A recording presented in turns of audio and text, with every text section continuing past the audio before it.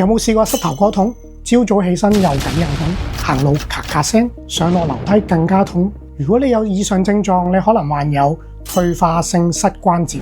Hello， 大家好，我係物理治療師邱宗榮。之前有個女帶住61歲嘅媽咪，因為前幾個月佢晾衫整親個膝頭哥，返咗大陸睇醫生，做咗電腦掃描，發覺患有退化性膝關節，但係做咗1個月嘅治療，都一樣咁痛。第一時間檢查佢發炎嘅情況。今日會教大家做一啲好簡單嘅檢查。首先將隻手放喺膝頭哥上邊，有問題嘅膝頭哥通常溫度會略為提高，呢個時候有可能就係因為發炎。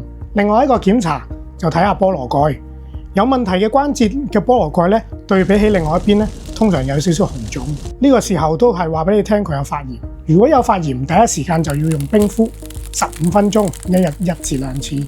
跟住我檢查埋佢膝頭哥嘅幅度，再檢查埋周邊嘅肌肉，發現佢小腿非常緊，同埋佢有 O 型腳。退化性膝關節係因為軟骨嘅磨蝕，令到骨撞骨咔咔聲，然後反覆發炎。根據 X 光可以分為4個階段，如果嚴重嘅話就可能要做手術。記住，如果有以下問題，一定要睇醫生啦。